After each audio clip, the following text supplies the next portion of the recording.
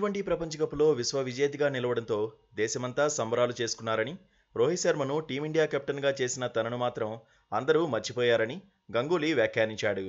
భారత మాజీ captain, BCCI మాజీ అధ్యక్షుడు సౌరవ్ గంగూలీ తన విమర్శకులపై తీవ్ర స్థాయిలో విరుచుకుపడ్డాడు.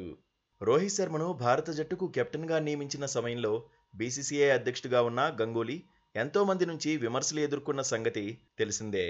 టీ20 ప్రపంచ కప్ 2021లో భారత్ అనూహ్యంగా గ్రూప్ దశ నుంచే నిష్క్రమించిన తర్వాత విరాట్ కోహ్లీ అన్ని ఫార్మాట్ల నుంచి కెప్టెన్గా వైదొలిగాడు.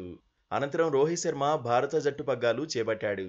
అతడి సారథ్యంలో టీమిండియా అనేక సిరీస్లు గెలవడంతో పాటు 2023 డబ్ల్యూటీసీ ఫైనల్, 2023 వన్డే ప్రపంచ కప్ ఫైనల్ వరకు వెళ్ళింది. ఆ టోర్నీల్లో చివరి మెట్టుపై బోల్తా పడిన టీమిండియా 2024 టీ20 ప్రపంచ కప్ను మాత్రం సాధించింది.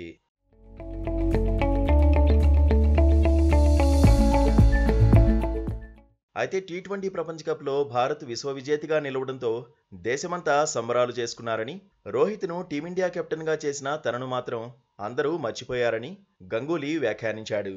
రోహిత్ శర్మకు భారత జట్టు కెప్టెన్సీ పగ్గాలను అప్పగించినప్పుడు అందరూ నన్ను విమర్శించారని గంగూలీ అన్నాడు. ఇప్పుడు అతడి సారథ్యంలో భారత్ టీ20 ప్రపంచ కప్ను సాధించిందని, దీంతో అందరూ నన్ను విమర్శించడం మానేశారని చెప్పాడు. రోహిత్ను భారత జట్టు కెప్టెన్గా నియమించింది తానేనని, ఆ విషయాన్ని మర్చిపోయారని అనుకుంటున్నానని పేర్కొన్నాడు. మరోవైపు ఐపీఎల్ ఫ్రాంచైజీ ఢిల్లీ క్యాపిటల్స్ కీలక నిర్ణయం తీసుకుంది. రికీ పాంటింగ్ను హెడ్ కోచ్ పదవి నుంచి తొలగించింది. 7 ఏళ్ల పాటు డీసీ ఫ్రాంచైజీతో సాగినప్పటికీ జట్టుకు పాంటింగ్ టైటిల్ అందించలేకపోవడంతో ఈ నిర్ణయం తీసుకున్నట్లు తెలుస్తోంది. ఇక ప్రస్తుతం డీసీ టీం డైరెక్టర్గా ఉన్న సౌరవ్ గంగూలీ హెడ్ కోచ్ పదవిపై ఆసక్తి కనబరుస్తున్నాడు. వచ్చే ఐపీఎల్ కోసం ప్లాన్ చేస్తున్నానని, ఈసారి ఢిల్లీ క్యాపిటల్స్ టైటిల్ గెలవాలని కోరుకుంటున్నట్లు తెలిపాడు. భారత్కు చెందిన వారిని ప్రధాన కోచ్గా నియమించాలని మేనేజ్మెంట్తో మాట్లాడతానని, నేను ప్రధాన కోచ్ కావాలనుకుంటున్నానని అన్నాడు.